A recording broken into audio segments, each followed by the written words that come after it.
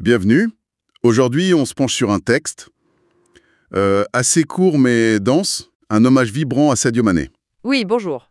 L'objectif, c'est de décortiquer un peu ce passage pour voir comment il fabrique cette image de Mané comme légende vivante du football sénégalais et africain.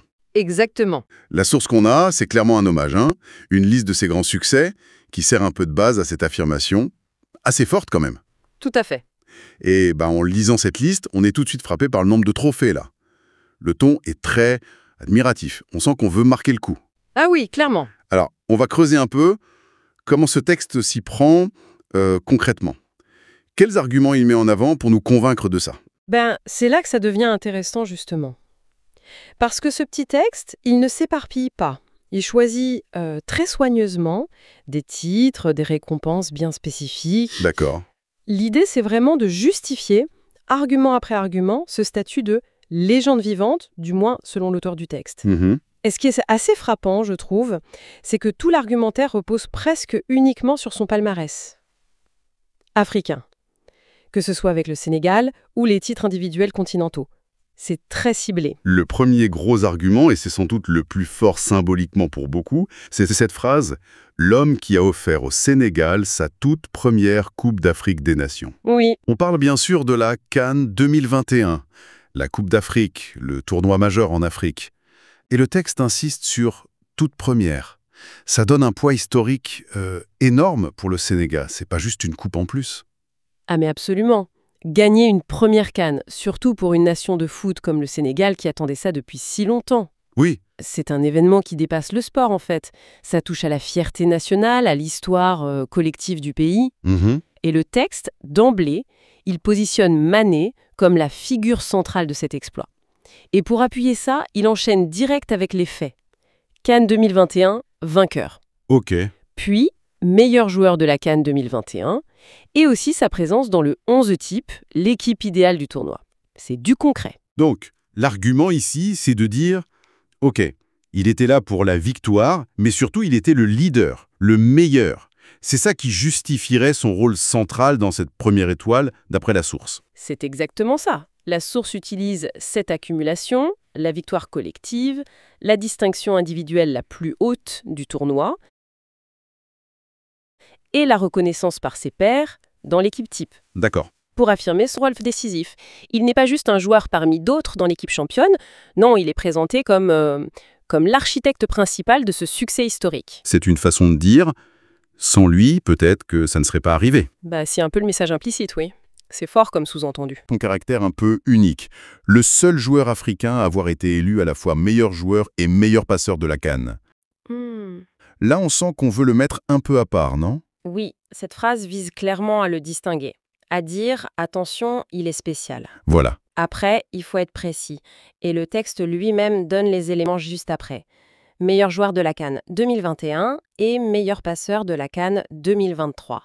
Ah oui, exact. Donc c'est important de le noter et la source le permet. Ce ne sont pas des titres gagnés sur la même CAN. Oui, c'est pas la même année. Mais ce qui est intéressant, c'est que la source utilise quand même cette dualité, même si c'est sur 2 éditions différentes. J'ai l'impression qu'elle essaye de peindre le portrait d'un joueur complet. Oui, tout à fait. Capable de marquer et de faire marquer. C'est ça. C'est exactement ça. L'argument qui se cache derrière, c'est celui de la polyvalence et aussi de l'évolution du joueur au plus haut niveau africain. D'un côté, on a le Mané de 2021, le joueur décisif, celui qui porte l'équipe, qui fait la différence, et hop, il est meilleur joueur. Ok. Et de l'autre, le Mané de 2023, peut-être dans un rôle différent, plus créateur, au service des autres, et là, il est reconnu meilleur passeur. D'accord. En mettant ces 2 titres côte à côte, même s'ils sont séparés par 2 ans, la source dessine l'image d'un joueur qui maîtrise toutes les facettes du jeu offensif au niveau continental. Ça renforce l'idée d'une domination qui dure, mais qui peut changer de forme. Et cette idée de durée, de constance, elle est aussi appuyée par autre chose dans le texte, non? Ses apparitions dans l'équipe type. Précisément. Le texte fait bien attention de mentionner qu'il figure dans le 11 type de la CAN 2021. Oui. mais aussi qu'il était déjà dans le 11 type de la CAN 2019. Ah oui, 2 fois de suite, sur 2 éditions consécutives pour lui. Voilà. Être désigné parmi les 11 meilleurs joueurs du continent sur 2 CAN importantes comme ça, c'est un signe fort de régularité au sommet. Très fort même. Ça montre que son impact, ce n'était pas juste un coup d'éclat en 2021, mais bien une présence constante sur la scène africaine. C'est exactement l'idée que la source veut faire passer. Cette répétition dans l'équipe type, ça sert à bétonner l'argument d'une influence constante, d'une performance de haut niveau maintenue sur plusieurs années. Ce n'est pas juste un exploit unique, mais une domination qui s'installe. Le texte utilise ces sélections comme preuve d'une excellence qui dure. Et ça, c'est essentiel pour construire une image de légende. Une légende, ça ne brille pas qu'une seule fois, hein. Logique. Donc, après l'exploit historique de la CAN, la preuve de sa polyvalence et de sa constance, là, la source sort l'argument massu au niveau individuel. Le double ballon d'or africain. Ah oui. Ça, c'est quand même la distinction individuelle la plus prestigieuse pour un footballeur africain. L'équivalent du ballon d'or mondial, mais pour l'Afrique. Et le fait qu'il soit double lauréat est bien mis en avant. Ouais, et c'est pas juste un détail. Gagner le ballon d'or africain une fois, ça vous place déjà au panthéon du foot continental. C'est sûr. Alors, le gagner 2 fois, comme le souligne le texte, ça le met dans un club encore plus fermé, parmi les très grands qui ont marqué l'histoire du foot africain. C'est vraiment l'argument choc pour justifier la dimension africaine de la légende qui dépasse le cadre sénégalais. Et comment cette double récompense s'intègre dans l'argumentaire général du texte, d'après vous ? Eh bien, elle arrive un peu comme le point culminant de la démonstration. C'est présenté comme la reconnaissance ultime. Ce n'est plus seulement lié à une performance dans un tournoi comme la CAN. D'accord. Mais ça reconnaît son excellence globale, sa constance sur tout le continent, validée par les votes des journalistes, des coachs, etc. C'est la consécration suprême, quoi. C'est ça. Le double ballon d'or africain est utilisé comme le sceau final qui valide son statut exceptionnel. C'est la preuve, selon la source, qu'il n'est pas juste un grand joueur sénégalais, mais une vraie icône du football africain.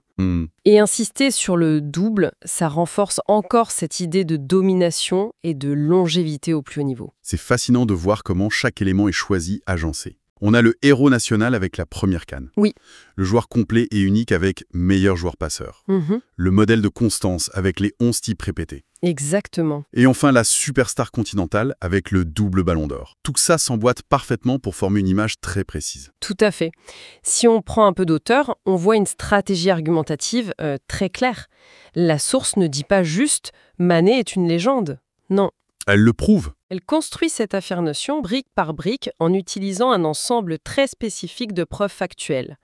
Des titres collectifs majeurs, des distinctions individuelles prestigieuses, des marqueurs de régularité au top niveau africain. Chaque trophée listé, c'est une pièce à conviction dans le dossier Mané légende vivante. Et ce qui est aussi intéressant, comme vous le disiez au début, c'est ce choix de se concentrer uniquement là-dessus. CAN, ballon d'or africain, distinction liée à la CAN. Oui. Le texte ne parle pas de sa carrière en club en Europe, de ses buts en Ligue des Champions, de ses titres en Angleterre ou en Allemagne. Non. Ni même de son impact social ou de sa personnalité, qui sont souvent aussi des éléments qui font une légende sportive. C'est une observation très juste. Le texte fait un choix éditorial très net. Il définit la légende Mané à travers un prisme quasi exclusivement africain et basé sur les récompenses officielles. C'est une définition très factuelle, presque comptable de la grandeur sportive. Comme si la source disait « Voilà les faits, voilà les trophées majeurs gagnés pour son pays ou reconnus par le continent. » C'est ça. Et c'est ça qui fait de lui une légende. Point final. Exactement. C'est une perspective très précise. Cette approche, focalisée sur le palmarès continental et les distinctions individuelles africaines, qu'est-ce que ça nous dit sur l'intention de la source ? Ou peut-être sur la façon dont on mesure la grandeur dans ce contexte particulier ? Ça suggère que pour l'auteur de ce texte, en tout cas, la consécration ultime, la trace qu'un joueur africain laisse dans l'histoire, ça se mesure d'abord et avant tout à son impact sur le continent et pour son pays. Les succès en club en Europe, aussi brillants soient-ils, semblent passer au second plan dans cette manière de raconter sa légende. D'accord. C'est une vision qui ancre vraiment Mané dans son identité sénégalaise et africaine. La légende se définit par ce qu'il a apporté ici, sur son continent, pour les siens. Donc si on résume un peu notre analyse de ce texte. Il affirme que Sadio Mané est une légende vivante. Oui, Et pour le prouver, il s'appuie exclusivement sur des faits très précis. La victoire historique du Sénégal à la CAN 2021 où il est meilleur joueur, c'est ça. son statut unique de joueur ayant été meilleur joueur en 2021, puis meilleur passeur en 2023, De la CAN. et sa constance, prouvée par ses sélections dans l'équipe type en 2019 et 2021, Oui, et pour finir la consécration ultime avec ce double ballon d'or africain. C'est ce package très ciblé qui forme le cœur de l'argumentation. c'est une excellente synthèse de la mécanique du texte, oui. Ce n'est pas juste une liste de succès, hein. C'est une construction narrative qui utilise ses succès spécifiques pour forger une image particulière de Mané. Une image bien définie. Oui, une image où sa grandeur est mesurée, validée et célébrée à travers le prisme de ce qu'il a fait pour le Sénégal et en Afrique. Les trophées deviennent les preuves tangibles, presque irréfutables, de son statut légendaire tel que présenté par cette source en tout cas. C'est très clair. L'analyse de ce petit passage nous a permis de voir non seulement ce que la source dit, mais surtout comment elle le dit, et pourquoi elle choisit ces éléments-là et pas d'autres. Exactement. Et ça nous amène, naturellement, à une dernière réflexion, peut-être une question à laisser ouverte.